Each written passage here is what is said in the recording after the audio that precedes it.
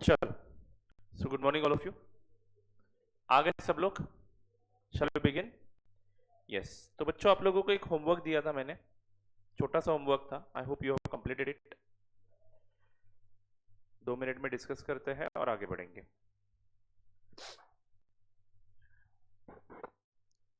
तो अभी तक क्या क्या चर्चा की हमने अकाउंटिंग स्टैंडर्ड 13 की।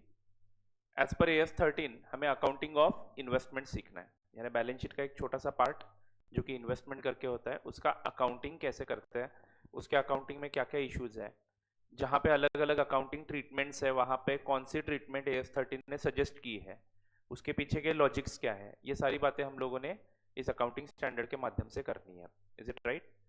तो पहले हमने AS 13 में देखा डेफिनेशन ऑफ इन्वेस्टमेंट, जो थियोरेटिकली एक बार पढ़ने लायक ठीक है।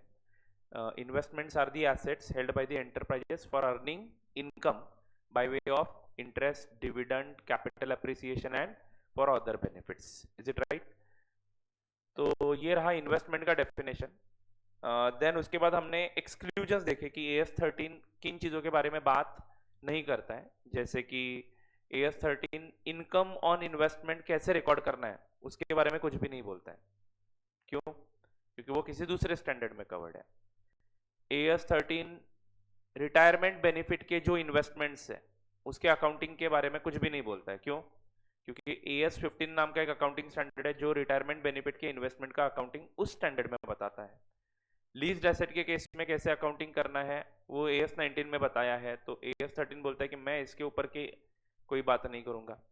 देन इंश्योरेंस कंपनीज के इन्वेस्टमेंट्स का अकाउंटिंग कैसे करना है उनको IRDA एक्ट में बताया है, तो वो एक्ट होने के कारण हमारा AS 13 वहां पे एप्लीकेबल नहीं होगा। ऐसे छोटी छोटी 4-5 पॉइंट्स वहां पे हमने पढ़ लिए, AS 13 के एक्सक्लूजन समझ लिए। फिर उसके बाद हम लोगों ने अकाउंटिंग ट्रीटमेंट डिस्कस करना शुरू किया, and for the purpose of accounting treatment AS 13 has classified investments into 2 types: current investments, long term investments. You can say non current investments also, but say long term investments. हाँ जी। तो current investments कौन से investments होते हैं? Are those investments which are readily realisable in cash and are expected to be held for a period less than 12 months. Is it right? तो organisation का intention उसको 12 महीने से कम पीरियड के लिए होल्ड करने का है, तो it is a current investment. All other investments are non current investment. Now AS 13 में अकाउंटिंग की जो बात की है उसमें हमने कौन से अकाउंटिंग सीखने उस पॉइंट्स को जॉट डाउन किया था, राइट? तो एक तो पहले परचेस ऑफ इन्वेस्टमेंट का अकाउंटिंग करना है। अगर इन्वेस्टमेंट्स बेचते हो तो सेल ऑफ इन्वेस्टमेंट्स का अकाउंटिंग करना है। बेचा है मतलब जाहिर से प्रॉफिट होगा, नहीं तो लॉस होगा, तो उस प्रॉफिट लॉस का अकाउंटिंग ट्रीटमेंट हमें क्या है वो समझना है। फिर उसके बाद इनकम्स ऑन इन्वेस्टमेंट जो AS 13 ने बताया नहीं है, जो AS 9 ने बताया है उसके हिसाब से अकाउंटिंग समझना है। एंड आखिरी पॉइंट कौन सा? इन्वेस्टमेंट को सब्सिक्वेंटली रिकॉग्नाइज करने की बात AS 13 ने की है। तो ये 5 पॉइंट्स यहां पे मैंने लिखे। करंट इन्वेस्टमेंट के लिए क्या ट्रीटमेंट है, लॉन्ग टर्म के लिए क्या ट्रीटमेंट है, ऐसा एक टेबल इमेजिन करो। Purchase of investment, current investment के केस में investment is to be recognised initially at cost. Long term के केस में भी it should be recognised at cost only, इसमें कोई फर्क नहीं है। आई होप आप लोगों को समझ में आया। अब द क्वेश्चन इज कॉस्ट मतलब क्या? कॉस्ट मतलब acquisition cost plus incidental expenses. Is it clear to you all? Fine. यानी इन्वेस्टमेंट खरीदने के लिए जो भी आप एक्स्ट्रा पैसे दे रहे हो that is called as a incidental expenses. चलो आगे बढ़ते हैं। देन उसके बाद सेल ऑफ इन्वेस्टमेंट की बात करते हैं। ट्रांजैक्शन कौन सा है? Sale of investment. अगर करंट इन्वेस्टमेंट सेल करते हो तो obviously sale will be recorded at sale value less incidental expenses. Long term में भी same thing, sale value less incidental expenses. समझ में आया? प्रॉफिट और लॉस ऑन सेल, प्रॉफिट हो जाए या लॉस हो जाए, करंट इन्वेस्टमेंट का प्रॉफिट है, कैसे निकालेंगे प्रॉफिट और loss? We will compare carrying amount of investment. I am not saying cost of investment, I am saying carrying amount of investment.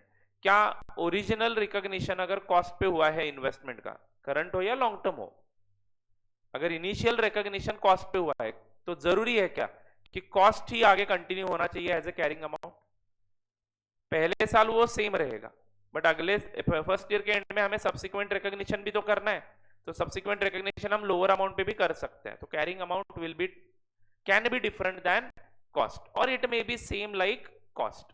हमें कंपेयर करना है सेल के बाद कैरिंग अमाउंट ऑफ इन्वेस्टमेंट, यानी इन्वेस्टमेंट अकाउंट में उस investment का कितना बैलेंस था versus net sale price. Net sale price मतलब sale value minus incidental expenses. जो भी अमाउंट आएगा उसको एक तो profit on investment, sale of investment बोलेंगे, नहीं तो loss on sale of investment बोलेंगे। Is it clear? Current investment के केस में ये प्रॉफिट लॉस कहां पे भेजना है? पी एंड एल में। लॉन्ग टर्म इन्वेस्टमेंट के केस में ये प्रॉफिट लॉस कहां पे भेजना है? पी एंड एल में। अभी तक तीनों पॉइंट में कोई भी डिफरेंशिएशन दिखा आपको? नहीं। इनकम्स ऑन इन्वेस्टमेंट की बात करते हैं, ऑब्वियसली इनकम जाएंगे कहां पे? पी एंड एल को। रेवेन्यू नेचर के होते हैं इनकम, तो पी एंड एल को जाएंगे। बट अकाउंटिंग कैसे करना है? इंटरेस्ट इनकम अगर मिल रहा है आपको इन्वेस्टमेंट पे, रेंटल इनकम मिल रहा है, तो एक्रूअल बेसिस पे अकाउंटिंग करना है। किसने बताया? AS 9 ने। बट डिविडेंड एक ऐसा इनकम है जिसको हमें कैश बेसिस पे अकाउंटिंग करना है, यानी जब रिसीव होगा तभी बुक्स ऑफ अकाउंट्स में एंट्री मारनी है। उसकी भी चर्चा हम लोग अभी करेंगे, अभी तक नहीं की है, आगे जाके करने वाले हैं। तो इनकम भी लॉन्ग टर्म के लिए भी सेम तरीके से रिकॉर्ड करना है, शॉर्ट टर्म यानी करंट इन्वेस्टमेंट के लिए भी सेम तरीके से ही रिकॉर्ड करना है। तो सर फर्क कहां पे है? ये लास्ट पॉइंट जो आपके लिए नया है, आज तक आपने ऐसा कभी किया नहीं था, which is subsequent recognition on balance sheet date. As पर AS 13 इन्वेस्टमेंट चाहे करंट इन्वेस्टमेंट हो या long term investment, they must be subsequently recognized. Are you getting it? And what are the rules for current investment of subsequent recognition? यानी उसको दोबारा record करना है। अभी जो आपके एसेट की कैरिंग अमाउंट है, इन्वेस्टमेंट की कैरिंग अमाउंट है, वो रहने दो वैसे ही। अब इसको आप वापस रिकॉग्नाइज करोगे। क्यों? क्योंकि कंजर्वेटिज्म कंसेप्ट के अनुसार अगर फ्यूचर में कोई लॉसेस है तो हमें वो इमीडिएटली रिकॉर्ड करने हैं, बट फ्यूचर में प्रॉफिट्स है तो उसके बारे में हमें सोचना नहीं है। तो ये कंजर्वेटिज्म कंसेप्ट के अनुसार सब्सिक्वेंट रिकॉग्निशन का कंसेप्ट आपके अकाउंट्स में AS 13 में इंट्रोड्यूस किया गया। तो subsequent recognition on balance sheet date, current investment के लिए क्या रूल है? कॉस्ट और फेयर वैल्यू। कंपेयर क्या करना है? कॉस्ट और फेयर वैल्यू, क्योंकि आपकी इन्वेस्टमेंट की कैरिंग अमाउंट कुछ भी हो सकती है पिछले साल के अकाउंटिंग ईयर एंड के अनुसार। बट अभी आपको कंपेयर क्या करना है? Cost of investment, original cost जिसमें आपने खरीदा था, जिसमें इंसिडेंटल एक्सपेंसेस भी पकड़े हुए थे, यानी फर्स्ट एंट्री में जो अमाउंट यूज की थी ना उस इन्वेस्टमेंट की, वो amount versus fair value on the date of balance sheet. क्या फेयर वैल्यू मार्केट वैल्यू होता है? यस। क्या फेयर वैल्यू मार्केट वैल्यू से अलग हो सकता है? यस। दोनों दिया तो सर कौन सा वैल्यू लेंगे? Fair value. But market value दिया है क्वेश्चन में, तो मार्केट वैल्यू को ही क्या मानेंगे? Fair value. Is it clear? तो फेयर वैल्यू आपको लेना है और कॉस्ट लेना है, विच एवर इज लोअर के अनुसार इन्वेस्टमेंट का वैल्यूएशन कैसे करना है? लोअर अमाउंट पे। वंस मतलब this is the closing balance of your investment. Subsequent recognition में जो अमाउंट मिलेगा कॉस्ट और fair value which ever is lower, ये आपके इन्वेस्टमेंट अकाउंट का क्या होना चाहिए? क्लोजिंग बैलेंस होना चाहिए। ये आपके इन्वेस्टमेंट अकाउंट का क्या होना चाहिए? क्लोजिंग बैलेंस होना चाहिए। बात खत्म? हाँ। Once this is considered as a closing balance, आपके इन्वेस्टमेंट अकाउंट की कैरिंग अमाउंट एक तो इससे ज्यादा होगी, नहीं तो कम होगी, नहीं तो इक्वल टू होगी। इक्वल टू भी हो सकती है। इक्वल टू है तो टेंशन नहीं है, ज्यादा है तो आपको ज्यादा हो सकती है। क्या ज्यादा नहीं हो सकती है? नहीं, कैरिंग अमाउंट से ज्यादा हो सकती है। पिछली बार मान लो 100 रुपए का इन्वेस्टमेंट हमने 80 रुपए पे लाया था, 100 रुपए में खरीदा हुआ इन्वेस्टमेंट, कॉस्ट कितना था पिछली बार? 100 रुपीज। फेयर वैल्यू उस ईयर के बैलेंस शीट डेट पे 80 रुपीज पे आ गई मान लो, तो हमने इन्वेस्टमेंट कितने पे लाया होगा? 80 पे। अब कैरिंग अमाउंट बिगिनिंग में कितनी है? 80। अब फेयर वैल्यू अगले बैलेंस शीट डेट पे फेयर वैल्यू 90 रुपीज हो गई मान लो, तो हम कंपेयर क्या करेंगे? ओरिजिनल कॉस्ट कितना था? 100 रुपए। फेयर वैल्यू कितनी है? 90 रुपीज। तो आपको 100 रुपए का इन्वेस्टमेंट 100 वर्सेस 90 पे लाना पड़ेगा इन्वेस्टमेंट। अब है कितने पे? 80 पे। तो आपकी कैरिंग अमाउंट 80 रुपीज है, अब की नई कैरिंग अमाउंट 90 रुपीज है। तो carrying amount, new carrying amount can be more then old carrying amount also. Understood? तो जो लॉस आपने पिछले साल 20 का दिखाया था उसमें से 10 आप इस साल रिवर्स करोगे एक प्रकार से। चलो खैर, क्लोजिंग बैलेंस लिखेंगे और उसके बाद जो नफा नुकसान आएगा वो कहां पे जाएगा? पी एंड एल में। यानी नफा भी आ सकता है, नुकसान भी आ सकता है। Is it clear? पक्का समझ में आ रहा है? हाँ। इमेजिनेशन आपको स्ट्रांग बनानी है। अभी जैसे मैं रिवाइज करवा रहा हूं ना, वैसे कभी कभार यहाँ पे बैठे बैठे ब्रेक्स होते हैं, बराबर है ना? तो उन ब्रेक्स में ऐसे शांत बैठ के ये सब इमेजिन करना है कि हाँ ये एएस का फ्लो है। ऐसे जब आप पढ़ाई करोगे ना तब आप इसमें पूरा इन्वॉल्व हो गए हो ऐसा माना जाएगा, और फिर उसके रिजल्ट्स आपको दिखने शुरू हो जाएंगे। ब्रेक मिलने के बाद इमीडिएटली मोबाइल में नहीं घुस जाना है, शांत बैठ के ये सब सोचना है, ऐसा फ्लो दिमाग में फिट होना चाहिए, पूरा एएस दिखना चाहिए अपने को। अभी मैं कहाँ पे बुक लेके पढ़ा रहा हूँ, सब फिट है यहाँ पे। तो एक बार ये समझ में आया ना तो अपने को एग्जाम आसानी जाने वाला है। Is it clear? चलो फाइन। फिर बात करते हैं लॉन्ग टर्म इन्वेस्टमेंट के सब्सिक्वेंट रिकॉग्निशन की। चार्ट वगैरह सब बना के दिए, मुझे दिखता है लिटरली, कल जो लिखा हुआ था ना वो दिख रहा है, आपको भी थोड़ा थोड़ा दिख रहा है, बार बार रिवीजन करोगे तो ज्यादा दिख जाएगा। 5-10 मिनट लगते बच्चों, ज्यादा समय नहीं, 10 मिनट, उससे कंसंट्रेशन भी बढ़ेगी आपकी, फालतू का टाइम पास भी नहीं होगा, और ऐसे बार बार रिवाइज करते रहोगे तो बेटर रहेगा। Is it right? चलो, लॉन्ग टर्म इन्वेस्टमेंट का सब्सिक्वेंट रिकॉग्निशन रूल क्या है? Mostly long term investments are to be presented at cost only, but if the decline in the fair value is due to a reason which is not a temporary, then only you have to bring those investments to the fair value. Is it clear to you all? तो इसके लिए मैंने आपको chart बना के दिया। क्या बनाया, क्या बताया मैंने आपको लॉन्ग टर्म इन्वेस्टमेंट के केस में? Compare cost and fair value. अगर फेयर वैल्यू कॉस्ट से ज्यादा है तो बात ही खत्म। करंट इन्वेस्टमेंट के केस में भी फेयर वैल्यू अगर कॉस्ट से ज्यादा है तो हम इन्वेस्टमेंट एज इट इज रखते हैं, जितना बैलेंस दिख रहा है अकाउंट में उतने पे ही रख देते हैं। लॉन्ग टर्म में भी सेम थिंग है, बट फेयर वैल्यू अगर कॉस्ट से कम है तो इमीडिएटली घटाना नहीं है। करंट इन्वेस्टमेंट में हम क्या करते हैं, रीजन कुछ नहीं देखते, डायरेक्टली उसको घटा ही देते हैं। I hope you are getting it. But fair value यहाँ पे कॉस्ट से कम है तो इमीडिएटली घटाना नहीं है इन्वेस्टमेंट को। क्या पूछना है कुछ से, weather the decline is other than temporary. इसका जवाब नो आ रहा है, मतलब डिक्लाइन टेम्पररी है ऐसा यस आ रहा है, other than temporary decline no है, मतलब डिक्लाइन टेम्पररी है। डिक्लाइन टेम्पररी है इसका मतलब आज कम हुआ है, मेरा तो पीरियड ऑफ होल्डिंग 10 साल का 20 साल का है, तो 20 साल में तो इसमें बढ़त आ ही जाएगी, तो चलो लेट्स इग्नोर दिस लॉसेस, इसलिए हम उसको इग्नोर कर देते हैं। बट डिक्लाइन अगर परमानेंट नेचर की दिख रही है, मतलब decline is not temporary, decline is not temporary, I hope आपको समझ में आ रहा है, decline is not temporary, then fair value पे दिखाना है। Is it clear? हाँ, तो उस केस में फेयर वैल्यू पे दिखाने से जो भी नफा नुकसान आता है वो कहां पे जाएगा, पी एंड एल में जाएगा। Is it clear? तो इसके ऊपर मैंने एक आपको एग्जांपल बना के दिया था और बोला था कि इन्वेस्टमेंट अकाउंट बना के आओ।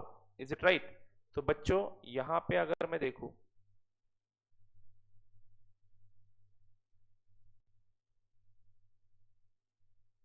यहां पे अगर मैं देखूं, पहला केस क्या है, इन्वेस्टमेंट खरीदा कितने में, लॉन्ग टर्म पर्पस के लिए 1 लाख रुपए में इन्वेस्टमेंट खरीदा था। Is it right? तो एंट्री क्या होगी, investment account debit to bank account 1 lakh रुपए। बच्चों पहला ही स्टैंडर्ड है, आराम से जाएंगे, धीरे धीरे चीजें समझती जाएगी और थोड़ा सा पेसअप भी हो जाता है। कुछ कुछ बच्चों को क्वेश्चन आ रहा होगा कि सर बहुत स्लो ले रहे हो क्या, नहीं, आई नो कि स्पीड कहाँ पे बढ़ानी है कहाँ पे घटानी है, क्योंकि ये सारी बातें अगर पक्की हो गई तो ही आगे का समझेगा। सर कितना आसान है ये, आराम से कर लेंगे, रुको, ठीक है, जब हम एक एक इन्वेस्टमेंट की बात करेंगे ना तब आएगा मजा। क्लियर है? चलो, तो 1 लाख रुपए में इन्वेस्टमेंट खरीदा, ऐसा आपने इन्वेस्टमेंट अकाउंट बनाया क्या? हाँ, फिर उसके बाद क्या है, इन्वेस्टमेंट बेचेंगे तो नहीं क्योंकि ये लॉन्ग टर्म पर्पज इन्वेस्टमेंट है। Is it right? तो मोस्टली लॉन्ग टर्म इन्वेस्टमेंट के केस में सेल के ट्रांजेक्शन होंगे ही नहीं, क्योंकि आपका इंटेंशन क्या है, उसको एक्यूमुलेट करने का है, होल्ड करने का है, तो सेल के ट्रांजेक्शन अक्सर नहीं होते हैं लॉन्ग टर्म इन्वेस्टमेंट में।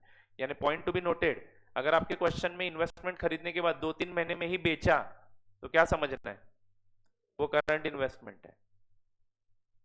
तो ये सब सोचना पड़ता है, ऑब्वियसली आएगा आएगा, प्रैक्टिस मेक्स मैन परफेक्ट। चलो आगे बढ़ता हूं बच्चों, 1,20,000 हो गया, सॉरी उसके बाद क्या है, बैलेंस शीट डेट आएगा, मतलब तो सर इन्वेस्टमेंट खरीदा, बेचने का एंट्री नहीं, बेचा नहीं मतलब प्रॉफिट लॉस रिकॉर्ड करने का संबंध नहीं, इनकम की अकाउंटिंग समझेंगे बाद में। अब बचा कौन सा इवेंट, बैलेंस शीट डेट पे सब्सिक्वेंट रिकॉग्निशन। तो बैलेंस शीट डेट पे सब्सिक्वेंट रिकॉग्निशन करने आया हूं मैं।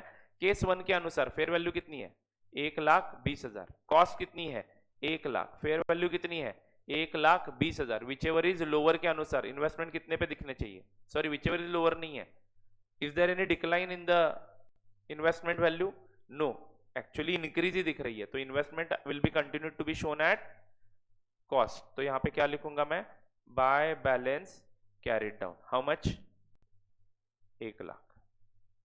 बात खत्म बच्चों। बच्चों इसमें ना ही नफा दिखेगा ना ही नुकसान।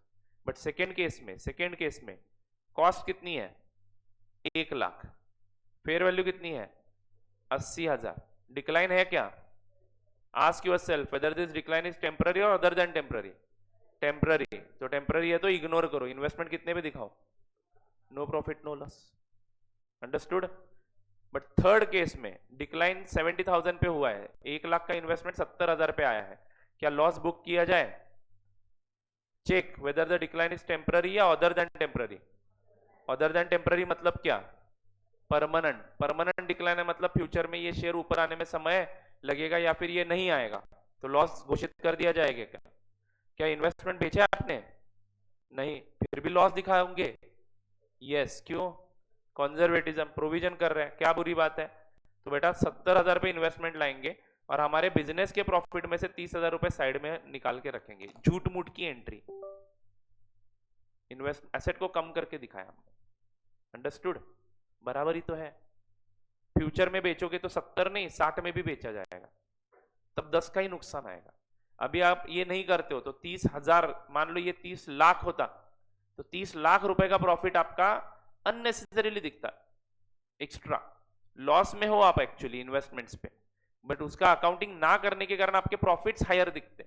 प्रॉफिट्स हायर दिखते हैं, मान लो प्रोप्राइटरशिप बिजनेस है तो प्रोप्राइटर क्या करेगा, इस 30 लाख रुपए को प्रॉफिट देख के खुश हो जाएगा, एक फॉर्च्यूनर खरीद लेगा। और मान लो अगले साल इन्वेस्टमेंट बेचा तो सडनली अगले साल कितने का नुकसान बुक हो जाएगा बुक्स में? 30 लाख का। तब प्रोप्राइटर को बोलना कि अरे भाई फॉर्च्यूनर बेच, उसके साथ किडनी भी बेच और पैसे ला, क्योंकि फॉर्च्यूनर 30 लाख में खरीदा, अगले दिन उसकी वैल्यू कितनी हो गई? 20 लाख। 25 सेकेंड हैंड हो गई वो। समझ में आ रहा है क्या? तो अगले साल वो 30 लाख तो नहीं ला पाएगा बेच के, तो उसको किडनी भी बेचना पड़ेगा उसका। किडनी बेचने की बात नहीं करनी है, बट बच्चों मैं क्या बता रहा हूं, वाई कंजर्वेटिज्म इज इंपॉर्टेंट, हमने फाउंडेशन में बहुत बार पढ़ा है। ठीक है, तो लॉसेस एडवांस में बुक करने में कोई बुरी बात नहीं है। सर फ्यूचर में 70 का 1,10,000 हुआ तो बधाई हो, बहुत प्रॉफिट हो जाएगा, फिर पिछले साल का 30 लाख भी रिवर्स हो जाएगा और 10 लाख का एक्स्ट्रा प्रॉफिट भी दिख जाएगा। आई होप आप लोगों को समझ में आ रहा है। तो झूठ मूठ की एंट्री है ये, कोई दिक्कत नहीं है, P&L को लॉस भेज देंगे। क्लियर है बच्चों? आपने P&L को भेजा ये ऐसे? गुड, होशियार हो सब लोग। आगे बढ़ते हैं। चलो अब हमारे मेन एग्जाम के क्वेश्चंस कैसे होते हैं वो समझेंगे। पूरा AS 13 यहाँ पे डिस्कस हुआ है क्या? नहीं, AS 13 का एक बेस हमने डिस्कस किया। ओके, सब्सिक्वेंट रिकॉग्निशन का कंसेप्ट आपके लिए पूरा नया है। आज तक कभी सब्सिक्वेंट रिकॉग्निशन किया था आपने? कभी नहीं। अब देखो हर AS में ऐसा होगा, हर AS में ऐसा होगा, जो जो एसेट से रिलेटेड AS है ना, सभी AS में। ठीक है, तो ये समझ में आना चाहिए, और इंटरनेशनल लेवल पे ये सब होता है। ठीक है, जो सर फिर फाउंडेशन में वगैरह क्यों नहीं पढ़ाया ये सब्सिक्वेंट रिकॉग्निशन? तब बेसिक अकाउंटिंग पे हमारा ज्यादा फोकस हुआ करता था, अब हम लोग अगले स्टेप्स पढ़ रहे हैं। तब हमें रूल्स बताए जा रहे थे कि डेबिट कब करना है, क्रेडिट कब करना है। अब ऐसे रूल्स बिल्स फालतू की चीजें हम यहाँ पे डिस्कस नहीं करेंगे। चलो आगे बढ़ते हैं। तो write down meaning of cost at the time of initial recognition. मैंने बताया जरूर है आपको, बट उसका AS में एक पैराग्राफ अलग से है, तो वो अभी हम लिखेंगे।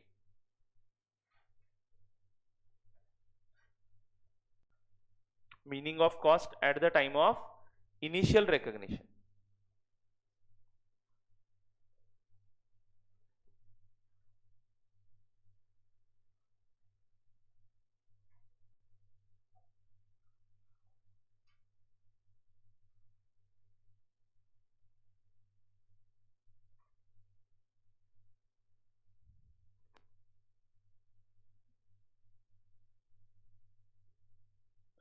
Meaning of cost at the time of initial recognition.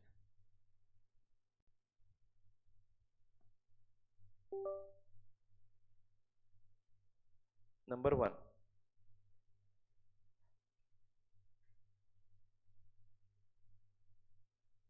investments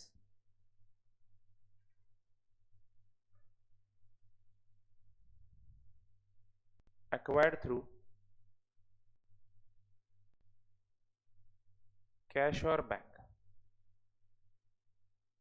investments acquired through cash और बैंक।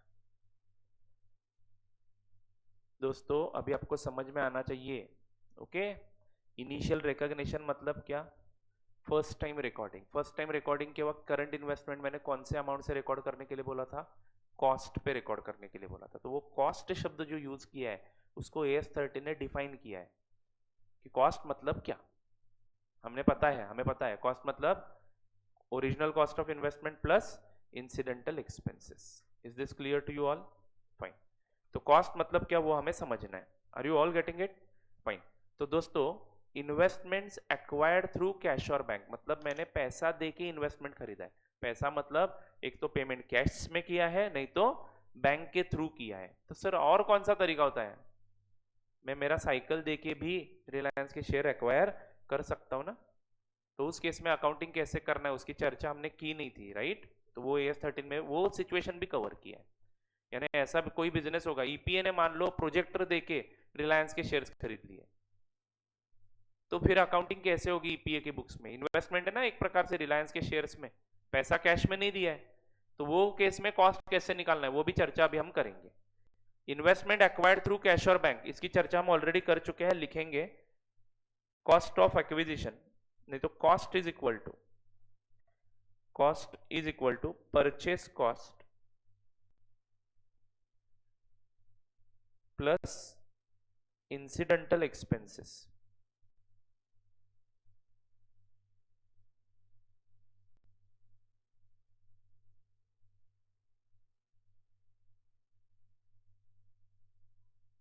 कमीशन या फिर टैक्सेस या फिर fees etcetera, whatever incidental expenses को इन्वेस्टमेंट से जुड़ा हुआ है ऐसा कब बोलूंगा मैं? सिंपल सा सवाल पूछना है। इन्वेस्टमेंट खरीदा तो ही खर्चा करना पड़ेगा, इन्वेस्टमेंट नहीं खरीदा होता तो नो खर्चा, तो डायरेक्टली रिलेटेड खर्चा है ऐसा मानेंगे। वो सारे खर्चे इसमें इंक्लूड करना है। Are you all getting it? समझ में आ रहा है? चलो आगे बढ़ते हैं। नेक्स्ट, समझ में आया बच्चों?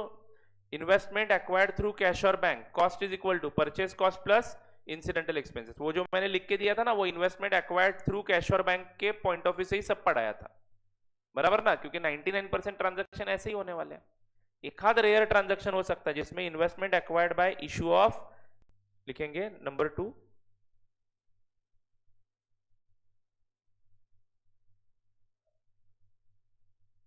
इन्वेस्टमेंट एक्वायर्ड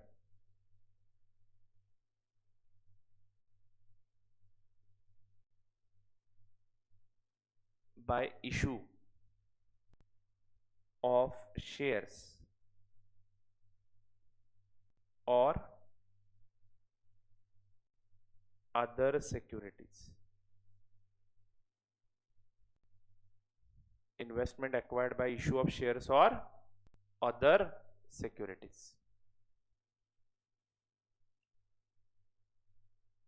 दोस्तों investments acquired by issue of shares, यानी ईपीए इस बार शेयर्स इशू कर रहा है और बदले में इन्वेस्टमेंट खरीद रहा है। से फॉर एग्जांपल मैंने रिलायंस इंडस्ट्रीज के शेयर्स चाहिए मुझे ईपीए को, तो ईपीए क्या कर रहा है? रिलायंस के शेयर्स खरीद रहा है। मान लो रिलायंस के शेयर्स की कीमत 1 करोड़ रुपए है, तो उसको हम सेटल कैसे करेंगे? 1 करोड़ रुपए के ईपीए के शेयर्स देके। Are you all getting it? या फिर ऐसा समझ लीजिए मैं 1000 शेयर्स ऑफ रिलायंस खरीद रहा हूं। कितने? 1000 शेयर्स ऑफ रिलायंस खरीद रहा हूं by giving them 50,000 shares of EPA. Are you all getting the scenario here?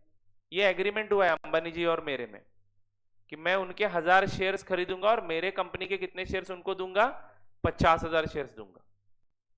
Is it clear?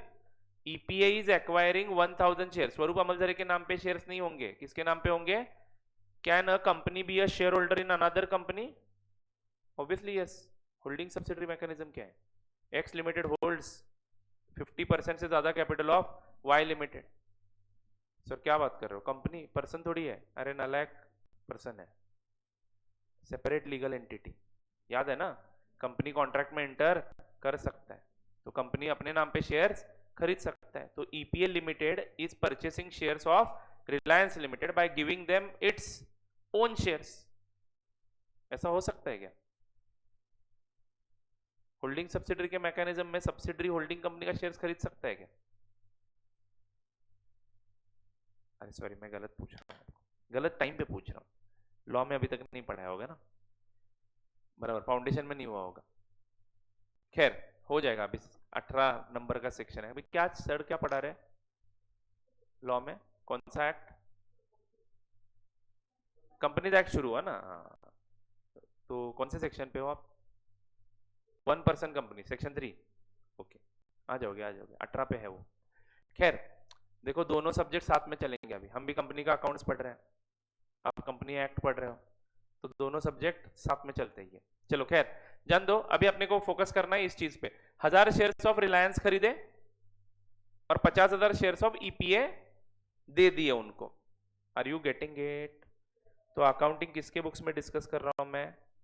EPA limited के, क्योंकि ईपीए लिमिटेड के लिए क्या है, इन्वेस्टमेंट की तरह दिखेगा।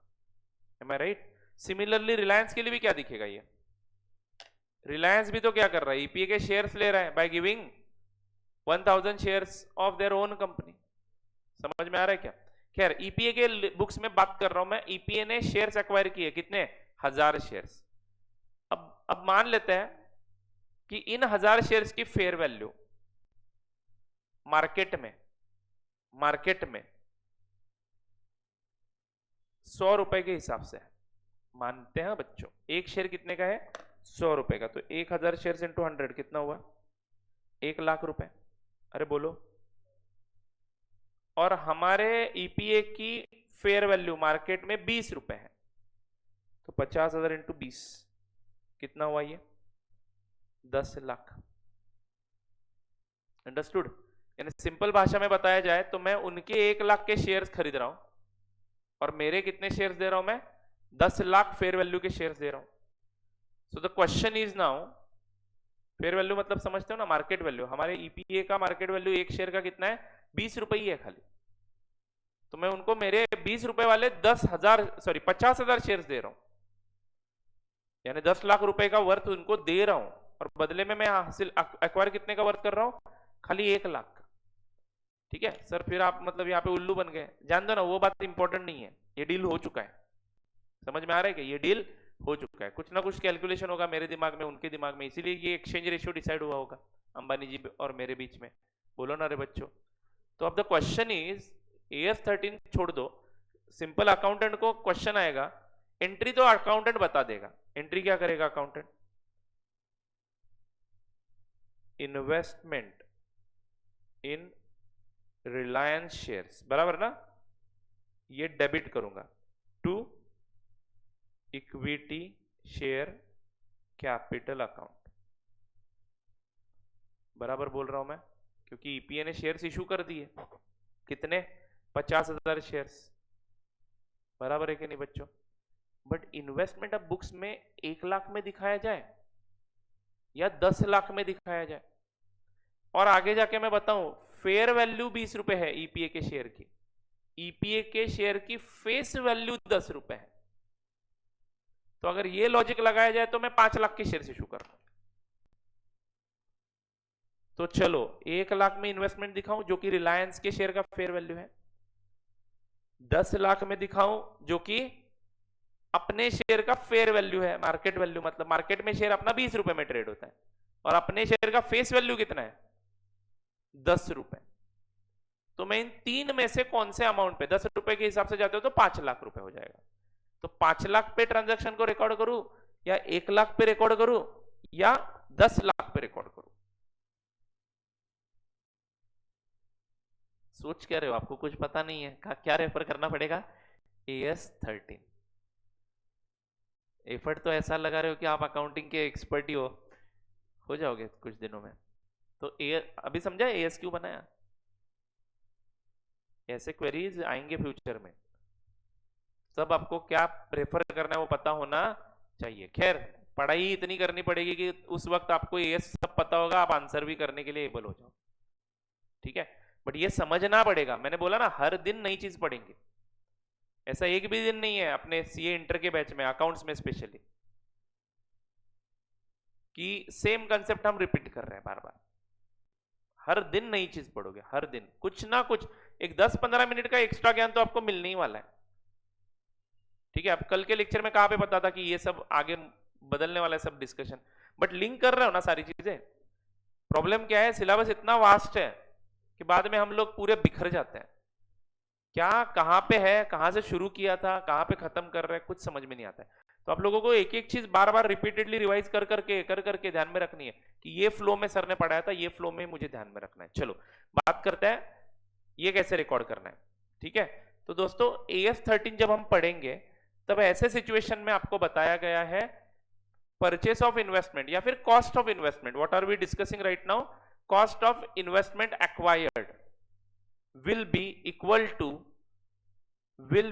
equal to fair value of security or shares, fair value of security or shares given up।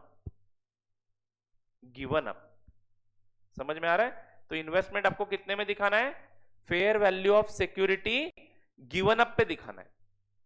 Acquired investment की फेयर वैल्यू कितनी है, 1 लाख। गिवन अप इन्वेस्टमेंट की फेयर वैल्यू कितनी है, 10 लाख। तो इन्वेस्टमेंट अकाउंट आपका डेबिट कितने पे होगा, 10 लाख पे। ध्यान से सुनिए बच्चों, बहुत ही इंपॉर्टेंट डिस्कशन कर रहा हूं। 10 लाख पे इन्वेस्टमेंट डेबिट होगा। क्रेडिट कौन सा अकाउंट करेंगे, लिखा है ना नल्ले को, to equity share capital account. क्या इतना सोचते हो, नाश्ता करके आया करो ना, मैं लेके आऊं क्या कल ऐसे डब्बे,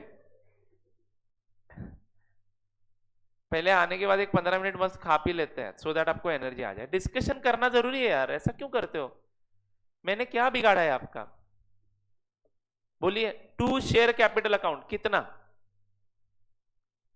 बोलो।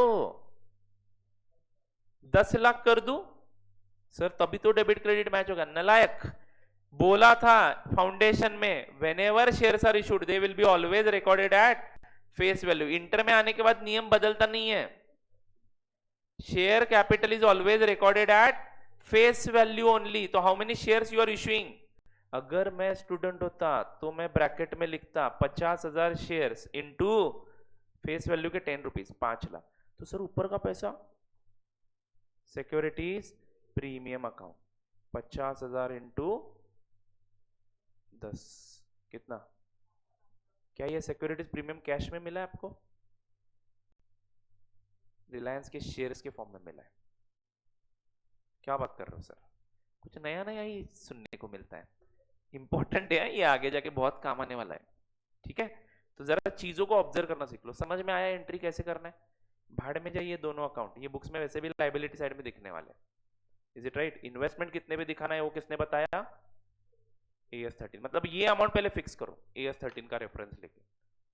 तो क्या रूल निकला, when I acquire any investment by giving them shares or other security। other security मतलब पूछा किसी ने, सर other security मतलब क्या, क्या होता है सिक्योरिटी, मतलब financial instrument, financial document like debentures, I can issue debentures also, I can issue bonds also.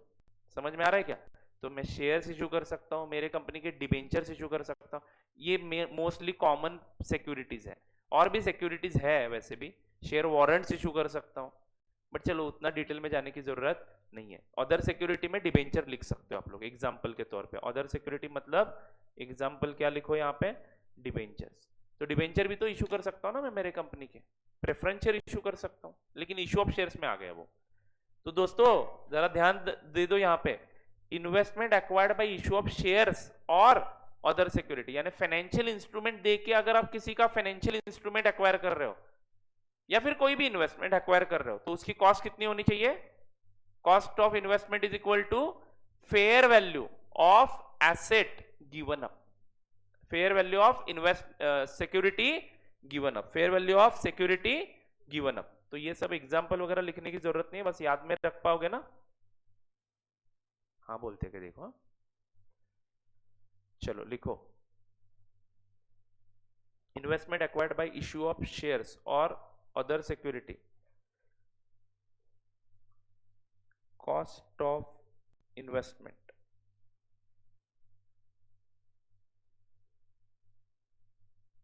Acquired is equal to fair value of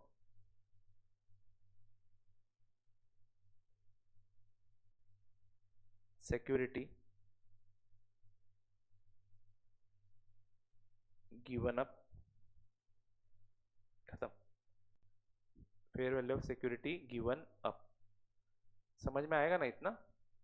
मतलब जो इन्वेस्टमेंट दे रहे हो उसका फेयर वैल्यू लेना है, जो इन्वेस्टमेंट दे रहे हो उसका फेयर वैल्यू लेना है, जो इन्वेस्टमेंट आप दे रहे हो ना उसका फेयर वैल्यू लेना है। रिलायंस के लिए भी एक प्रकार से ऐसे ही हुआ ना, उन्होंने ईपीए के शेयर्स एक्वायर कर लिए by giving what, Reliance share, Reliance के शेयर, वो भी यही रूल अप्लाई करेंगे अकाउंटिंग करने के लिए। तो वो क्या एंट्री मारेंगे, investment in equity shares of EPA debit, कितने रुपए से, 1 लाख रुपए से एंट्री मारेंगे वो। समझ में आ रहा है क्या? To equity share capital account.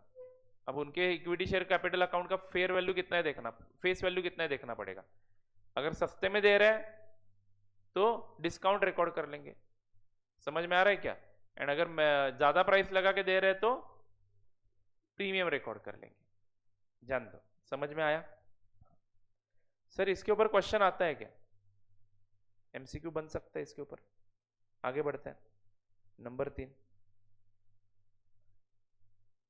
एक एग्जांपल लिखता हूं ना यहाँ पे, याद कैसे आएगा बाद में, लिखो एक एग्जांपल, लिखो लिखो लिखो फटाफट। एक्स लिमिटेड परचेस्ड, बुक अच्छा बनाना है बच्चों, x limited purchased 9% debentures, x limited purchased 9% debentures of rupees 1 lakh, of rupees 1 lakh of Reliance Limited, of Reliance Limited by giving them own shares, by giving them own shares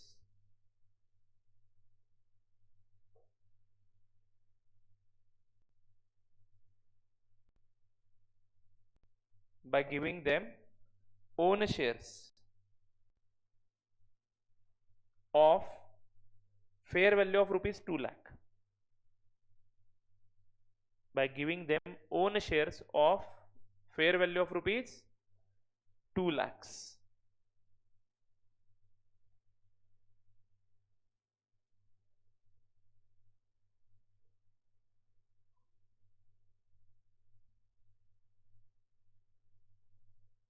चलो अगले line पे लिखना, क्या entry होगी,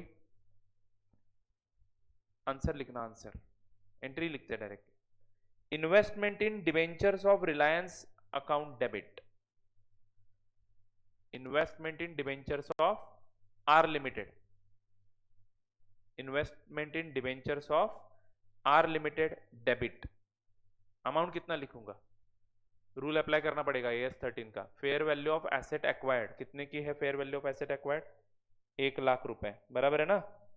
and fair value of asset given up कितनी है, 2 लाख, तो transaction record कितने पे होगी, 2 लाख। लिखो, investment in debentures account debit 2 lakh to equity share capital account,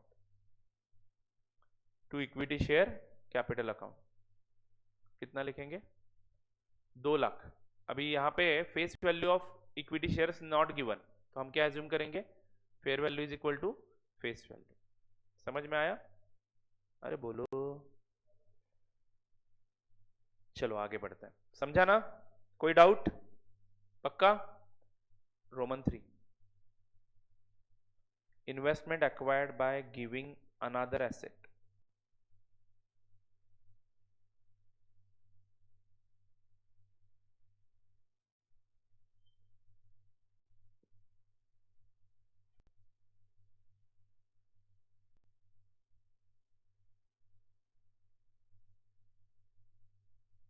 investment acquired by giving another asset.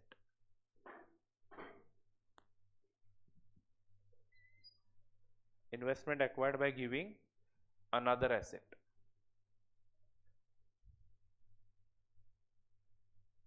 तो मित्रों अब हम इन्वेस्टमेंट एक्वायर करेंगे bye giving them another asset. Another asset मतलब क्या? पिछले पॉइंट में कौन सा एसेट कवर किया हमने? बाय गिविंग देम शेयर्स और अदर सिक्योरिटीज. वो छोड़ के भी और कोई एसेट दिया जा सकता है क्या? यस. तो रिलायंस के शेयर्स मैंने एक्वायर किए by giving them projector. Projector is my fixed asset, it's not a security. Are you getting it? तो ऐसा अगर ट्रांजैक्शन है तो उस केस में इन्वेस्टमेंट का कॉस्ट इज इक्वल टू, लिखेंगे cost of acquisition is equal to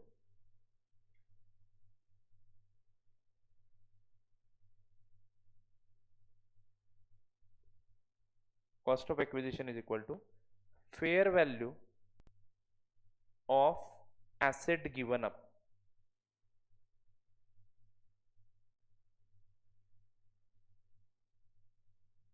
और बच्चों ये इंपॉर्टेंट है यहां पे, और fair value of asset acquired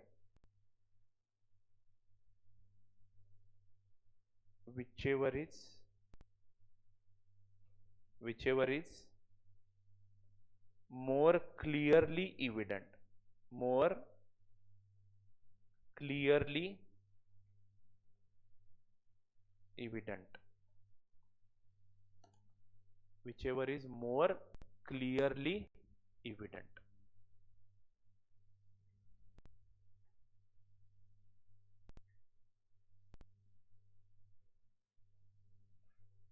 whichever is more clearly evident.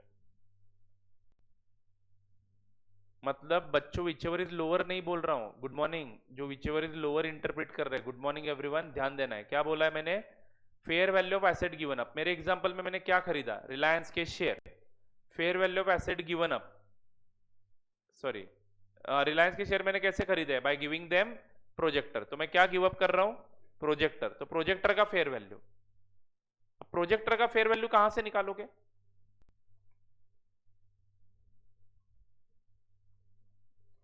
कहां से उठाएंगे, निकालेंगे प्रोजेक्टर, जाएंगे कॉर्नर पे बैठेंगे, एक थैला लगा लेंगे, वहां पे बेचने के लिए रखेंगे. ग्राहक कितने में खरीदना चाहता है उसके हिसाब से ही पता चलेगा. आप एक प्राइस कोट कर लोगे, कितना यूज किया है, बराबर है ना? तो चलो धीरज जी बताइए, प्रोजेक्टर कितने में बेचा जा सकता है? दिख रहा है क्या? मस्त एकदम पूजा करके रखा है, देखो फूल भी चढ़ा है उसके ऊपर. हाँ बताइए, प्रोजेक्टर कितने में जाएगा ये? अच्छा 1 लाख रुपए में खरीदा था, कितने में जाएगा अभी? 3 साल यूज कर चुका हूं, 30-40 हजार. अच्छा गुड. आप बताइए कितने में प्रोजेक्टर जाएगा? 20,000. ऋषिता जी आप बताइए कितने में जाएगा projector?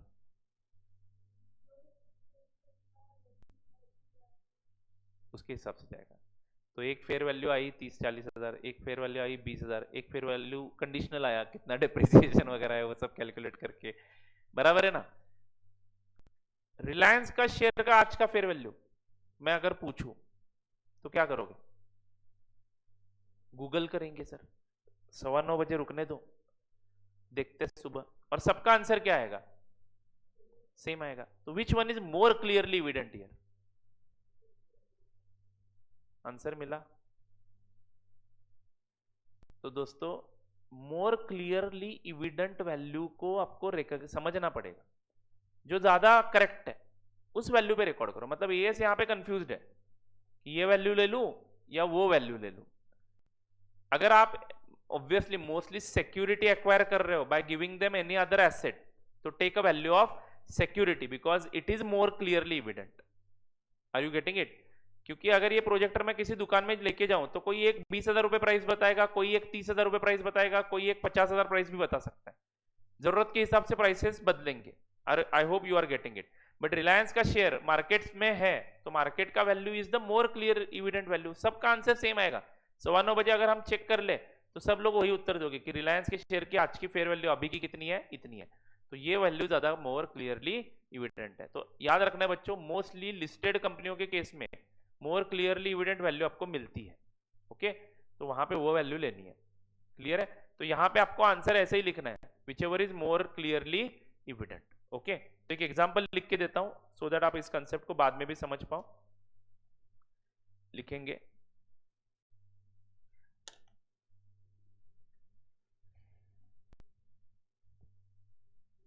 X Limited acquired 10,000 shares of R Limited.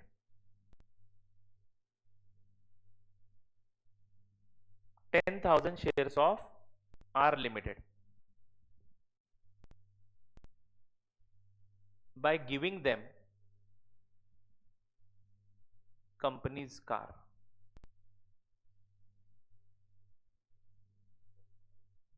By giving them company's car. Okay, full stop. Next line पे लिखना, fair value of shares of R Limited, fair value of shares of R Limited on BSE. BSE माने Bombay Stock Exchange. Fair value of shares of R Limited on BSE rupees 20 lakhs, and fair value of car rupees 30 lakhs. Fair value of car rupees 30 lakhs.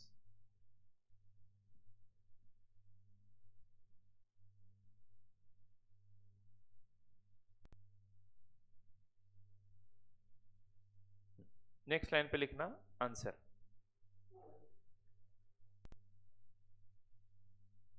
Investment purchase will be recorded at rupees 20 lakhs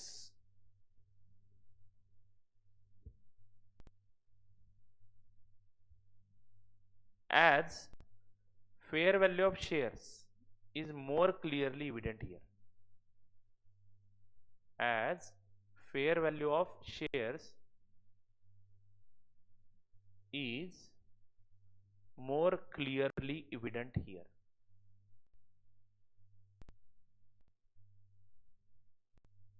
As fair value of shares is more clearly evident here. Full stop. समझ में आया बच्चों?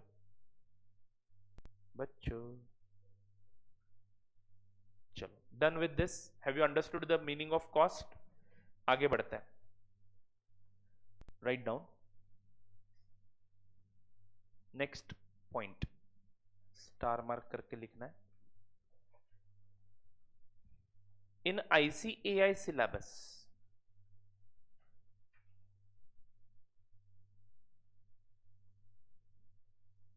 all questions given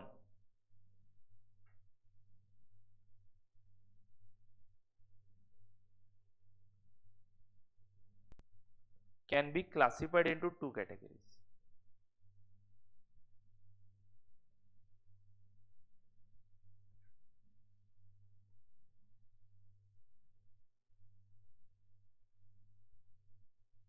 Can be classified into two categories.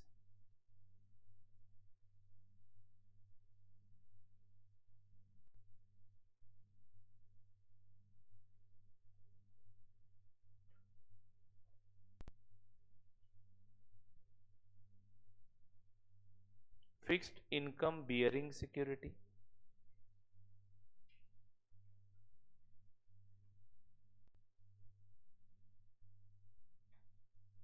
variable income bearing securities.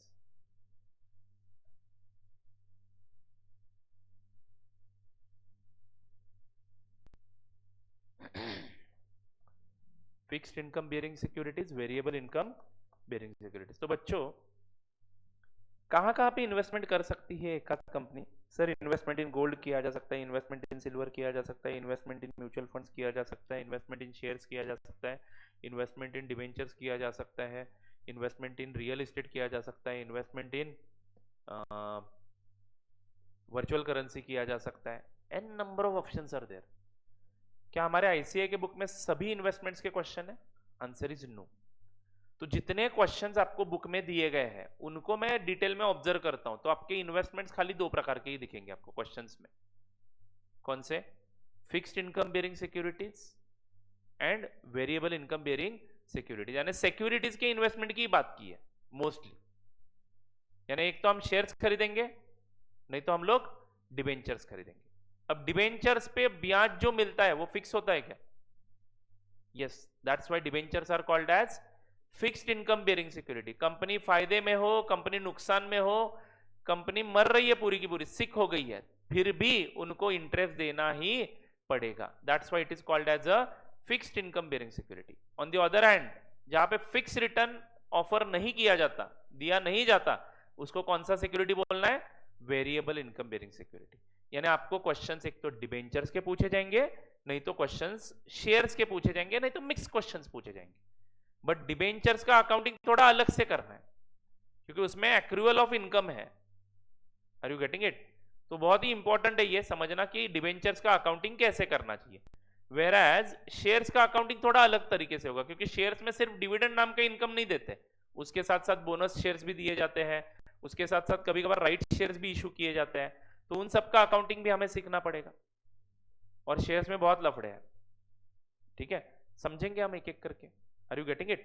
तो यहां से आगे हम लोग सिर्फ और सिर्फ कौन से इन्वेस्टमेंट की बात करेंगे? पहले फेज में फिक्स्ड इनकम बेयरिंग सिक्योरिटीज की बातें करेंगे, एंड दूसरे फेज में वेरिएबल इनकम बेयरिंग सिक्योरिटीज की बातें करेंगे। हाँ सर, इन्वेस्टमेंट इज इन्वेस्टमेंट। पहला परचेस किया तो रिकॉर्ड क्या करेंगे? Investment account debit to bank. Amount कितना रखोगे? कॉस्ट। कॉस्ट डिफाइन कर चुका हूं मैं। कैश में एक्वायर किया तो cost is equal to cost of acquisition plus incidental expenses, acquisition expenses, is it right? And अगर दूसरे किसी फॉर्म में एक्वायर किया है तो उसके रूल आपको पता चल चुके हैं, बोलो हाँ या ना। तो इस बार हम पहले डिबेंचर्स एक्वायर करेंगे पहले कुछ क्वेश्चंस में, एंड उसके बाद जो क्वेश्चंस पढ़ेंगे उसमें वेरिएबल इनकम बेयरिंग सिक्योरिटीज यानी शेयर्स एक्वायर करेंगे। बात समझ में आई? यानी आपको खाली दो ही प्रकार के क्वेश्चंस पे टेस्ट किया जाता है, डिबेंचर्स वाले क्वेश्चन पे, नहीं तो शेयर्स वाले क्वेश्चन पे। तो डिबेंचर्स वाले क्वेश्चन में कौन सी इंपॉर्टेंट बातें हैं वो हमें समझनी है। तो कुछ एग्जांपल्स लिखते हैं यहाँ पे फिक्स्ड इनकम बेयरिंग सिक्योरिटी के। Write down example debentures, bonds, FDs etcetera.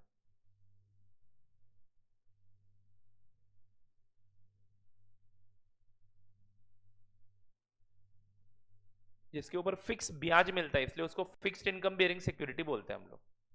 Where as variable income bearing security में shares, only shares will come here. कौन से shares? Equity as well as preference, सारे शेयर्स आ जाएंगे इसमें। प्रेफरेंस शेयर्स पे fix rate से डिविडेंड दिया जाता है, बट हर साल डिविडेंड देंगे या नहीं देंगे वो फिक्स नहीं होता है। इज इट राइट और नॉट? अगर इक्विटी वालों को डिविडेंड नहीं दिया तो प्रेफरेंस वालों को देने की जरूरत ही नहीं है, unless your preference shares are cumulative one. Cumulative preference shares, non cumulative preference shares, don't worry, important नहीं है राइट नाउ। बस shares variable income bearing security में आता है and debentures fixed income bearing security में आता है। क्लियर है? तो पहले चर्चा किसकी करेंगे? फिक्स्ड इनकम बेयरिंग सिक्योरिटी के अकाउंटिंग के। तो write down the next title, accounting of fixed income bearing securities.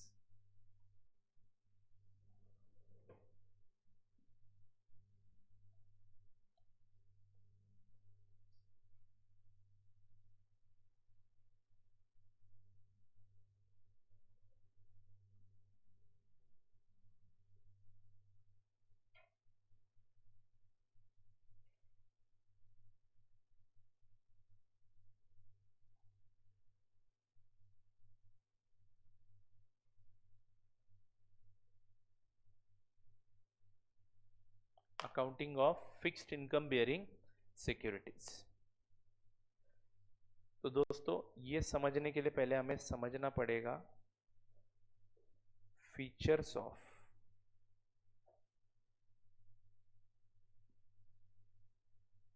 Fixed income bearing securities.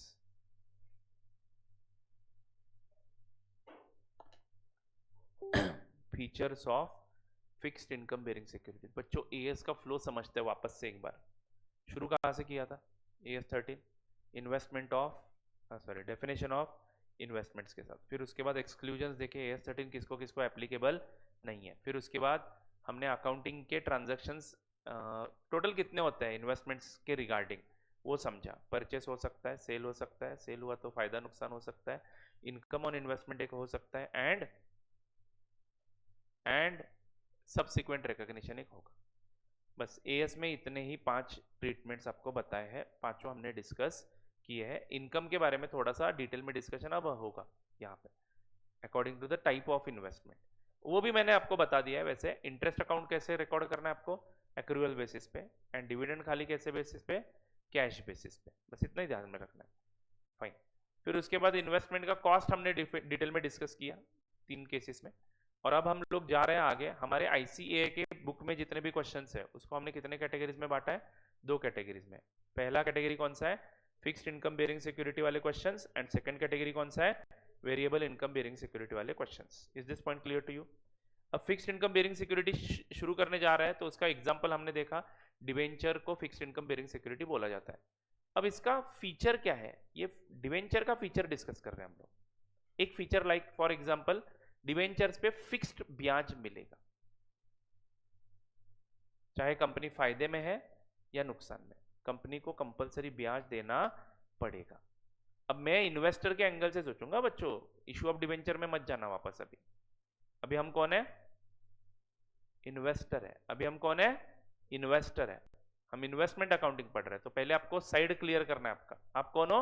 Investor. तो अब आप डिवेंचर खरीदने वाले हो, तो अब आपको इंटरेस्ट पक्का मिलेगा। जिस दिन खरीदा है वहां से जिस दिन तक होल्ड करोगे उस दिन तक का इंटरेस्ट मिलेगा।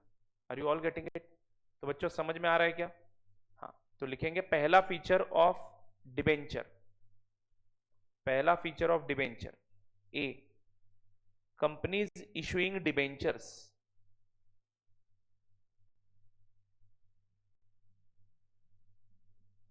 कंपनीज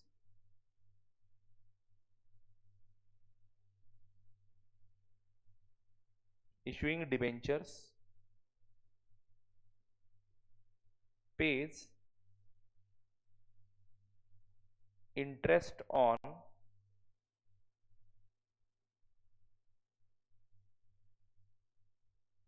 face value only,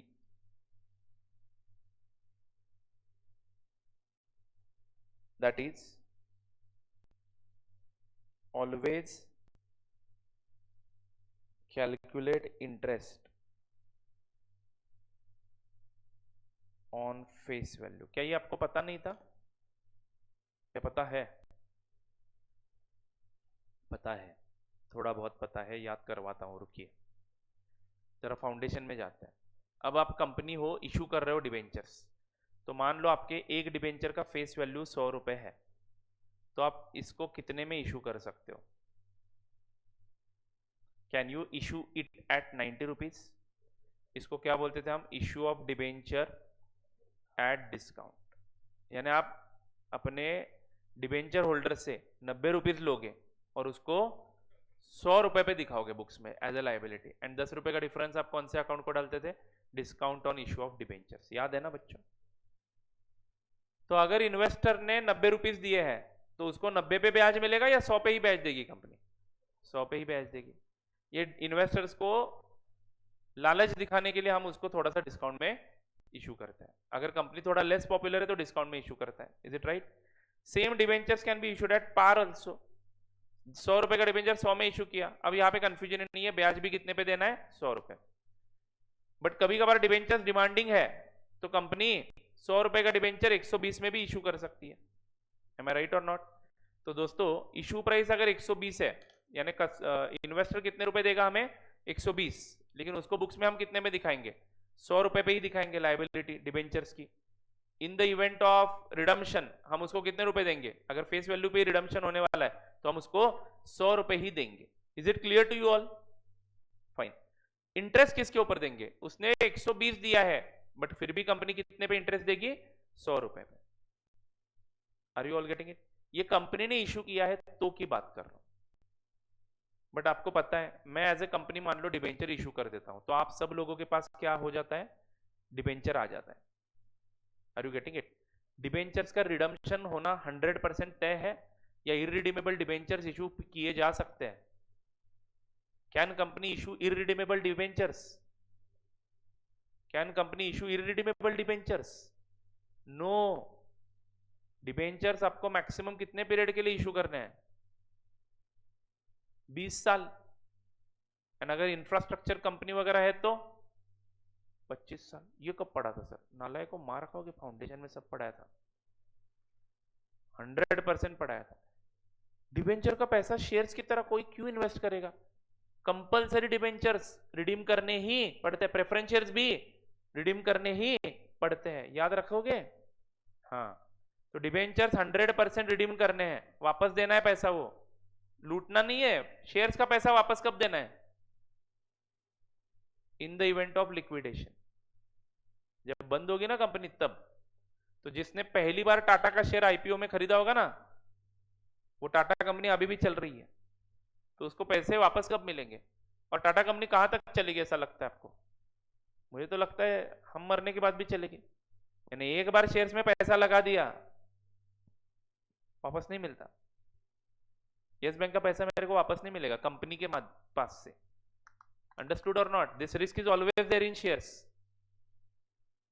तो हम लोगों ने दिमाग लगाया। हम लोग मतलब कौन? इन्वेस्टर्स।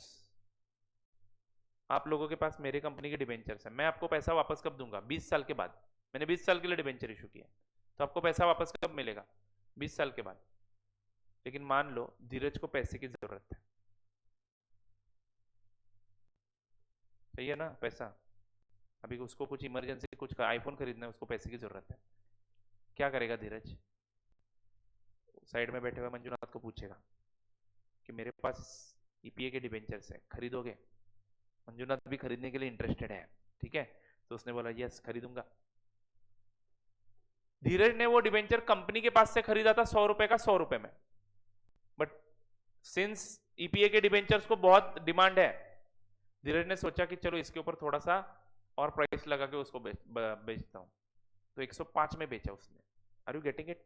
तो मंजुनाथ ने इस बार शेयर्स डिबेंचर किसके पास से खरीदा? धीरज के पास से। कितने रुपए में? 105 रुपए में। आई होप आप लोगों को समझ में आ रहा है। तो मंजुनाथ मार्केट से डिबेंचर खरीद रहे हैं, ना कि कंपनी से। वंस कंपनी ने डिबेंचर पब्लिक को इशू किए, पब्लिक उसका क्या करते हैं? मार्केट बना लेते हैं और उस डिबेंचर को कमोडिटी की तरह बेचना शुरू कर देते हैं। जब जब पैसे की जरूरत पड़ेगी, वो इन्वेस्टर कंपनी के पास पैसे आके नहीं मांगेगा, क्योंकि डिबेंचर्स में लिखा हुआ है कि डिबेंचर्स के पैसे वापस कब देंगे? रिडम्पशन डेट पे, यानी 20 साल के बाद। मैंने 20 साल रखा हुआ है, तो 20 साल के बाद। मान लो किसी कंपनी ने 5 साल के लिए डिबेंचर इशू किए, तो 5 साल के बाद पैसे मिलेंगे। बोलो बेटा तब तक क्या इन्वेस्टर चुप बैठेगा क्या? नो। इन्वेस्टर इस कमोडिटी को, इस डिबेंचर सर्टिफिकेट को क्या बना देता है? कमोडिटी। और पूछना शुरू करता है लोगों से कि तुम खरीदोगे क्या? मेरे पास डिबेंचर है, तुम बाद में पैसे ले लेना कंपनी से, अभी डिबेंचर का पैसा पक्का मिलेगा, ये 100% है, बाद में ले लेना। तो एक ने दूसरे को बेचा, दूसरे ने तीसरे को बेचा, ये मार्केट बन गया। तो मार्केट में 100 रुपए फेस वैल्यू का डिबेंचर कितने में भी बेचा जा सकता है। मान लो लेस पॉपुलर कंपनी है, धीरज को पैसे की ज्यादा जरूरत है, मंजुनाथ को पता है कि धीरज मेरे सिवाय धीरज किसी को बेच ही नहीं सकता है, तो मंजुनाथ बोलेगा कि 100 रुपए का डिबेंचर है ना, 90 रुपीज में खरीदता हूं, बेचना है तो बेच, नहीं तो छोड़ दे। तो धीरज को पैसे की जरूरत थी, तो धीरज ने बोला चलो 90 रुपीज में देता हूं। What I am trying to tell you is, as a investor Manjunath के एंगल से समझिए। मंजुनाथ खरीद कितने में रहा है? 90 रुपीज में, या फिर 110 रुपए में। कितने रुपए का डिबेंचर? 100 रुपए का। अब मंजुनाथ ने मान लो 110 में खरीदा, तो मंजुनाथ कंपनी वालों के साथ झगड़ा कर रहा है, नहीं नहीं नहीं नहीं, मेरे को 110 पे ब्याज चाहिए, मैंने 110 इन्वेस्ट किया। कंपनी बोलेगी घर ला जा, हम ब्याज किस पे करेंगे? फेस वैल्यू पे। अंडरस्टूड? ब्याज किस पे करेंगे? फेस वैल्यू पे। तो मैंने आपको मार्केट का कंसेप्ट समझाया।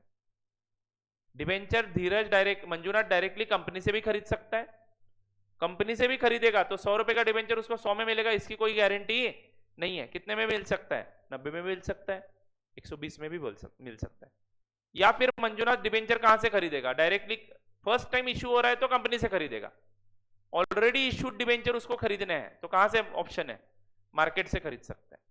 मार्केट से कितने में खरीदेगा? मार्केट प्राइसेस के ऊपर डिपेंड करता है।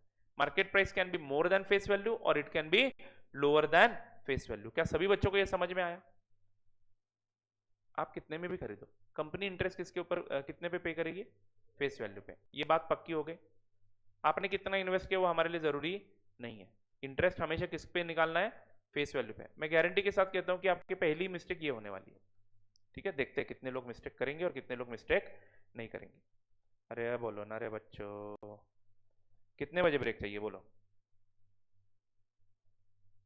9:30 बजे ही देने वाला था मैं। Perfect, thank you. आगे बढ़ू क्या?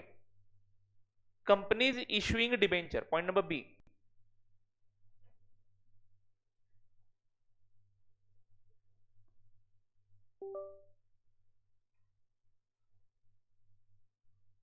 Companies issuing debentures pays interest on specific dates.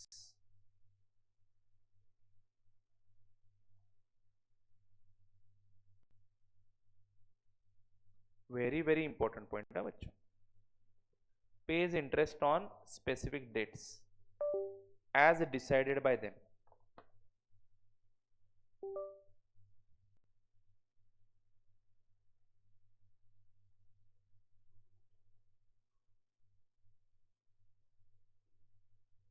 As decided by them.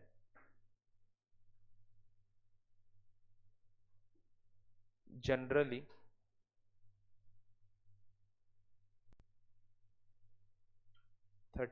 June, 31st December or 30th September, 31st March।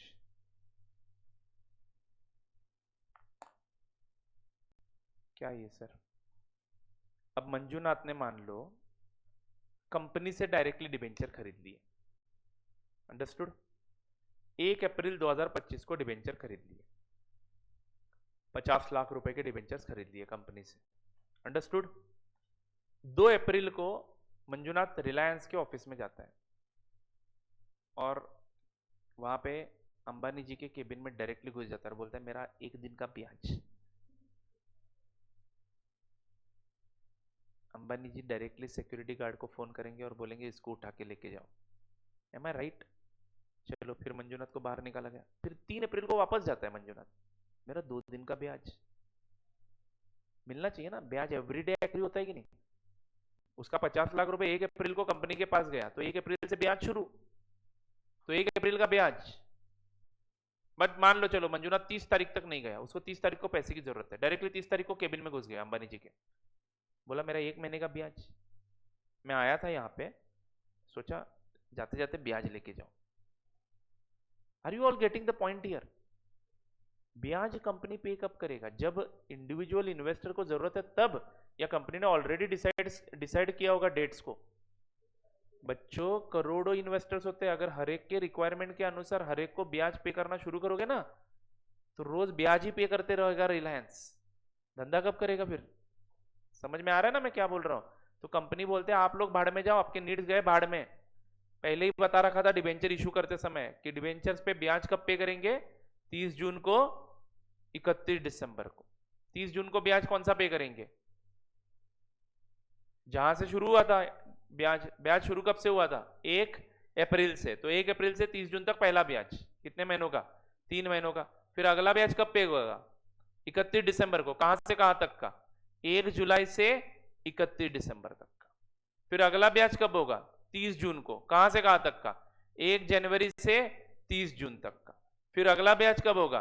1 जुलाई से 31 दिसंबर तक का। यानी 6-6 महीने का ब्याज कंपनी एक साथ आपके अकाउंट में जमा करेगी। आप मुंह भी मत दिखाओ कंपनी में, पैसे मांगने मत आना, हम आपके खाते में जमा कर देंगे डायरेक्टली 31 तारीख को दिसंबर के, एंड 30 जून को पैसा जमा हो जाएगा बैंक में। बस इंटरेस्ट कैलकुलेट करके देख लियो, आपको अगर शक है हम पे तो। समझ में आया? तो कंपनी ने क्लियर कट बता दिया कि हम specific payments, specific interest dates को ही पेमेंट करेंगे। बीच बीच में किसी को जरूरत है पैसों की इसलिए इंटरेस्ट मांगने आया, नहीं चलेगा। बैंक में भी ऐसा ही होता है ना, बैंक में भी ब्याज आपको हर रोज देते हैं क्या? नहीं, बैंक में भी एक स्पेसिफिक डेट को ही आपके खाते में ब्याज क्रेडिट किया जाता है। Is it clear to you all? Obviously जो इन्वेस्टर्स इन्वेस्ट कर रहे हैं उनको ब्याज मिलना चाहिए, बट कंपनी ने वो ऑलरेडी प्लान किया होता है कि कौन से तारीख को देना है। हर रोज जिसकी रिक्वायरमेंट है उसके हिसाब से ब्याज पे नहीं किया जाता। तो ये पॉइंट आपको ध्यान में रखना है। इंटरेस्ट आपको कब मिलेगा? इंटरेस्ट पेमेंट डेट्स पे। और ये इंटरेस्ट पेमेंट डेट डिसाइड कौन करता है? कंपनी करता है। कब डिसाइड किया होता है? इशू करने से पहले ही बताया जाता है। सीए फाउंडेशन में भी हमने इंटरेस्ट निकाले थे, इफ यू रिमेंबर। ठीक है, चलो आगे बढ़ते हैं। Now the very very important point of this particular investment type, this interest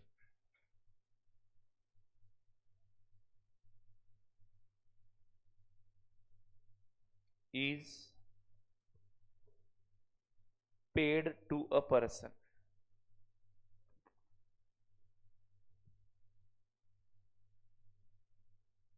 who is a registered holder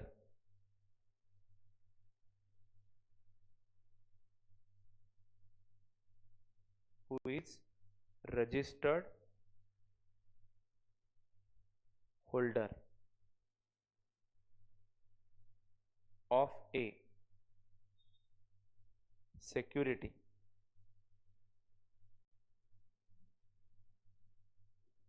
on interest payment date, of a security on interest payment date।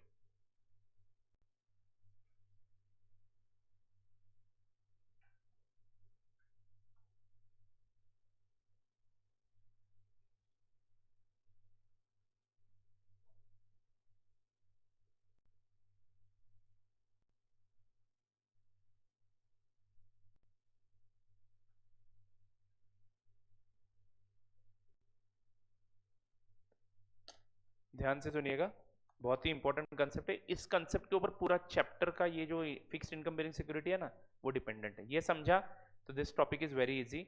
Later on जब आप self study करने जाओगे तो confusion शुरू होने वाले आपके। तो ये कंसेप्ट समझना बहुत जरूरी है। दोस्तों मान लो shares already, debentures already market में इशू किए हैं और धीरज के पास डिवेंचर्स है। ठीक है, धीरज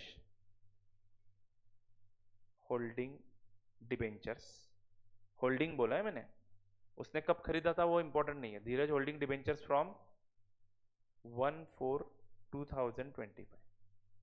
ओके, अब सबसे पहले मैं आपको क्लैरिफाई करवा दूं, companies interest payment dates are 30th September and 31st March. अभी तक जो जो बातें की मैंने, समझ में आ रहा है कि आपको? Companies interest payment dates are 30th September and 31st March. नहीं नहीं नहीं, सॉरी सॉरी, कौन सा बोला था मैंने? 30 जून, 30th जून एंड 31st दिसंबर। तो इन तारीखों पे कंपनी इंटरेस्ट पे करता है। समझ में आया? तो जैसा कि मैंने बोला था, धीरज को पैसे की जरूरत है। ठीक है, धीरज को पैसे की जरूरत है। तो धीरज ने 31 मई को, तारीख क्या बोल रहा हूं मैं? 31st मई को, 31st मई 25 को sold, Dheeraj sold debentures to Manjunath. Okay, समझ में आया सबको ट्रांजैक्शन? फिर 31 मई को मंजुनाथ ने डिबेंचर्स खरीदे एंड फिर 30th सितंबर को मंजुनाथ सोल्ड डिबेंचर्स टू स्वरूप सर। हो सकता है कैसे? अरे मार्केट है, कोई भी किसी को कभी भी डिबेंचर बेच सकता है। कंपनी को कोई यहां पे फायदा भी नहीं हो रहा है, कहीं नुकसान भी नहीं हो रहा है। Is it clear to you? हाँ। एंड फिर 31 दिसंबर को डिबेंचर्स आर हेल्ड बाय, किसके पास है हेल्ड? स्वरूप से। बराबर है? तो यहां पे एक ब्याज मिलने वाला है और यहाँ पे 30 जून, करेक्ट, 30 जून को एक ब्याज मिलने वाला है। अब पहला सवाल, धीरज ने कहां से कहां तक होल्डिंग की है?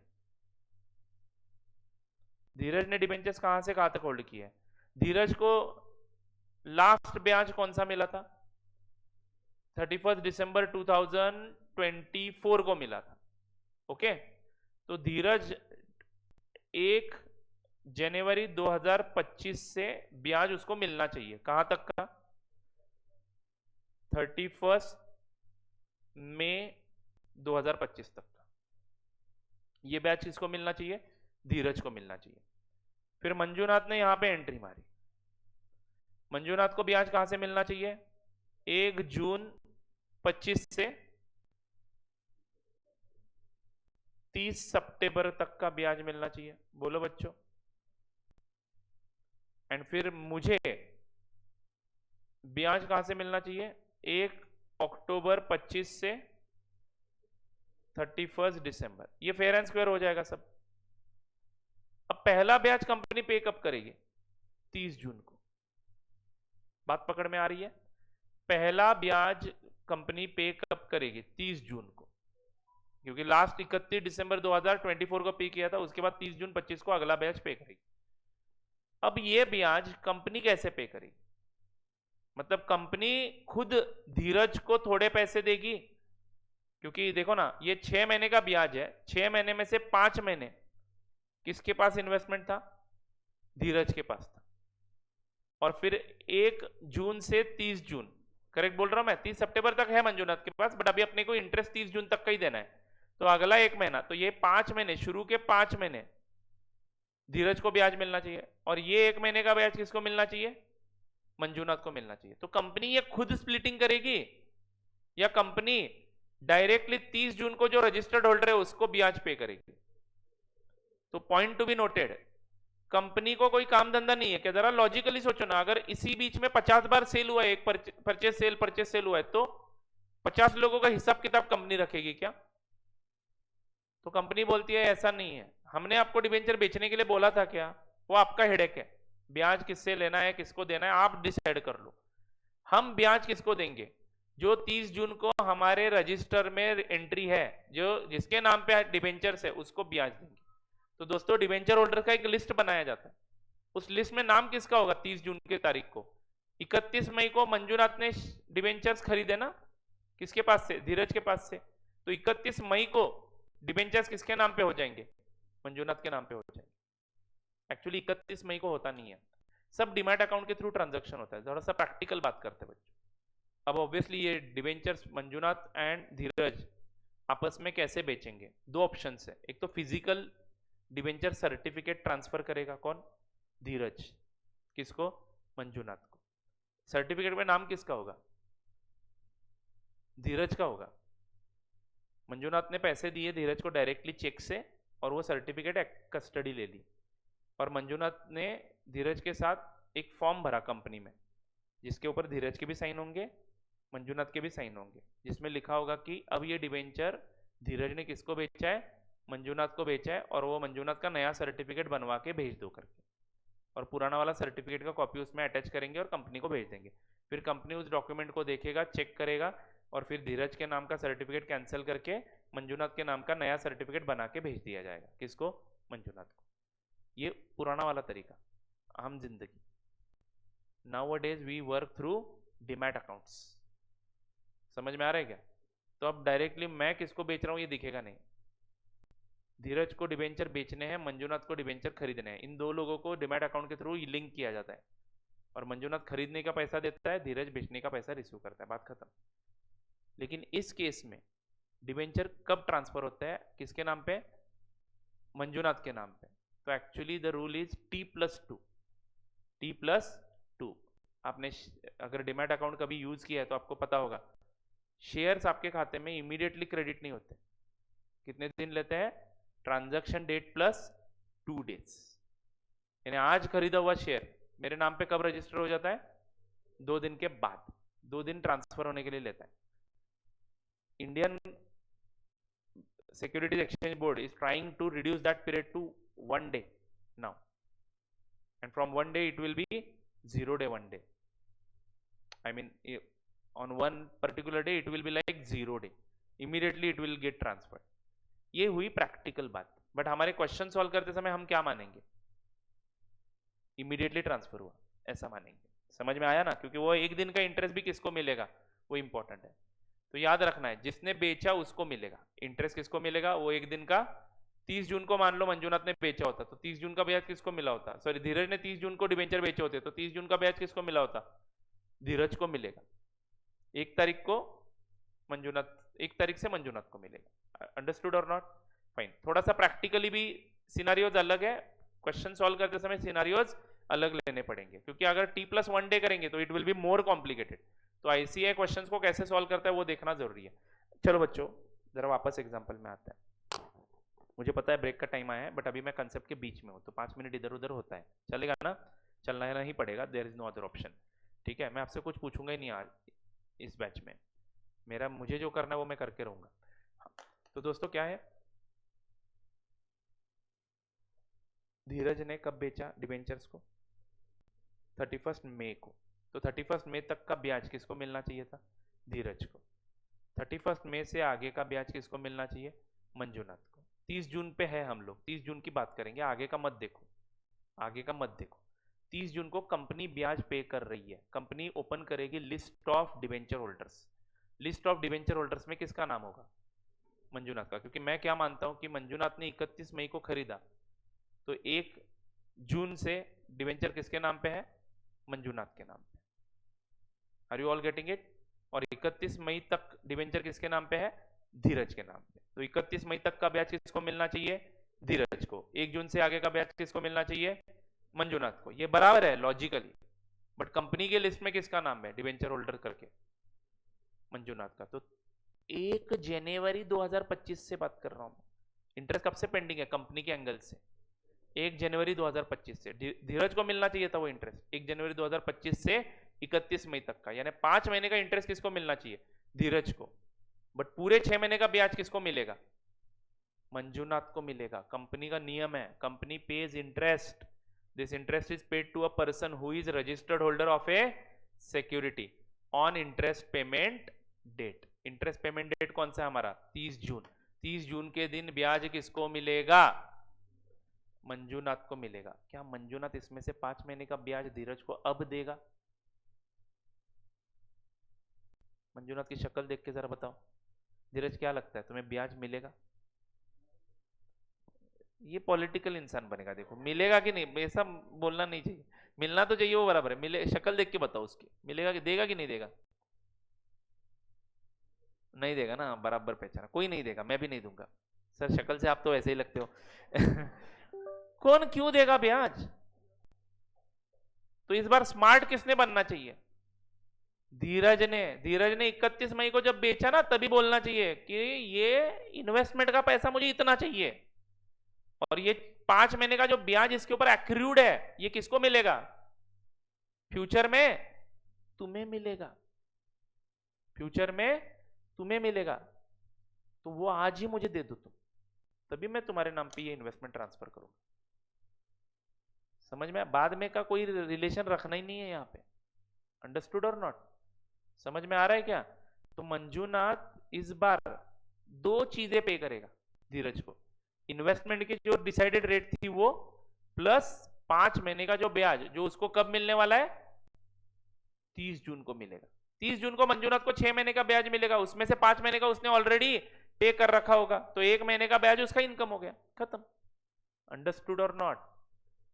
अब ऋषिता जी सोच रही है सर 31 मई को हम पैसे देंगे और 30 जून को हमें मिलेंगे, तो 1 महीने का टाइम वैल्यू ऑफ मनी कुछ है कि नहीं?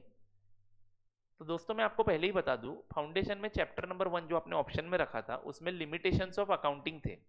उसमें बोला था कि time value of money is mostly ignored in accounts. तो इग्नोर करना है. एफएम इसमें मत घुसाओ. वो ऐसे भी कर सकता हूं कैलकुलेशन, आप भी कर सकते हो, but don't go into that matter. हम अकाउंट्स में वो इग्नोर करते हैं. समझ में आया? टाइम वैल्यू ऑफ मनी गया भाड़ में. वैसे भी आप उसमें उसको भाड़ में ही रखे यहाँ तक पहुंचे हो. बराबर है कि नहीं? हाँ. तो बच्चों क्या बोल रहा था मैं? सिंपल है. यहाँ पे क्या करना है, धीरज ने खरीद बेचते समय ही 5 महीने का ब्याज एडिशनल लेना है। Are you getting it? बेचते समय ही ब्याज एडिशनल लेना है। कंपनी ये बाइफर्केशन नहीं करेगी, इतना मुझे बस समझाना है। कंपनी ये नहीं देखेगी कि 5 महीने इसका था तो 5 महीने का ब्याज धीरज के खाते पे और 1 महीने का ब्याज मंजूनाथ के खाते पे। ऐसा कंपनी कभी नहीं करती। कंपनी किसको ब्याज देती है, पहले ये समझना जरूरी है। कंपनी किसको ब्याज देती है, जो 30 जून को डिबेंचर होल्डर्स के लिस्ट में नाम दिखेगा उसको ब्याज देगी कंपनी। Is it clear to you all? चलो अगला डिस्कशन करते हैं। 30 जून का ब्याज मिलेगा किसको, मंजूनाथ को। मंजूनाथ ने क्या किया, उसमें से 5 महीने का ब्याज परचेस करते समय ही पे किया था, किसको, धीरज को। तो मंजूनाथ को टेक्निकली ब्याज मिला कितने का, 1 महीने का ही मिला। 6 महीने का मिला, उसमें से 5 महीने का उसने ऑलरेडी पे किया था परचेस करने के वक्त। तो the point to be noted is, Manjunath ने परचेस की एंट्री मारते समय इन्वेस्टमेंट कितना दिखाना है और ब्याज जो दिया वो ब्याज कितना दिखाना है, वो अकाउंटिंग करते समय सोचना पड़ेगा।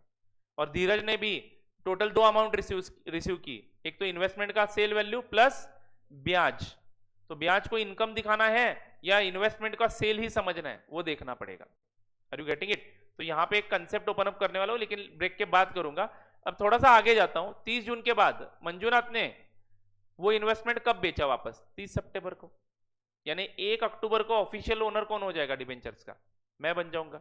तो अगला बैच किसको मिलेगा, 31 दिसंबर का ब्याज पूरा का पूरा मुझे मिलेगा। कहां से कहां तक का, 1 जुलाई से 31 दिसंबर तक का 6 महीने का ब्याज मुझे मिलेगा। लेकिन उसमें से 30 जून से 30 सितंबर तक का यानी 3 महीने का ब्याज किसको मिलना चाहिए था, मंजूनाथ को। Are you all getting it? But मिला किसको, मुझे। तो इसमें नुकसान किसको हो जाएगा, मंजूनाथ को। लेकिन मंजूनाथ शक्ल से दिखता नहीं है, वो स्मार्ट है, बराबर है ना। तो बच्चों बताइए, मंजूनाथ ने मेरे पास से 30 सितंबर को ब्याज भी एडिशनल लिया होगा कि नहीं? यस। तो ये पॉइंट आपको समझना बहुत जरूरी है। But what was the point of discussion here?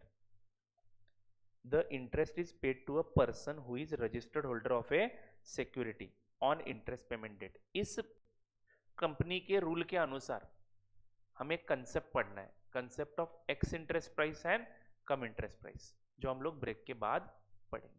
Is it clear? But ये रूल समझा आपको कंपनी का? तो these are the 3 features of debentures जो आपको ध्यान में रखना है। चलो एक मिनट कहां पे बंद कर रहे हो? पहला फीचर क्या है, कंपनी हमेशा इंटरेस्ट किसके ऊपर देती है, फेस वैल्यू के ऊपर। उसके बाद कंपनी डिबेंचर इशू करते ही इंटरेस्ट हर रोज पे करती है या स्पेसिफिक डेट्स पे करती है? अगला सवाल, उन स्पेसिफिक डेट्स पे इंटरेस्ट किसको देती है company, registered holder on that interest payment date. Interest payment date के दिन जो रजिस्टर्ड होल्डर है उसको ही इंटरेस्ट मिलता है। कौन सा इंटरेस्ट मिलता है, कौन से पीरियड का इंटरेस्ट मिलता है?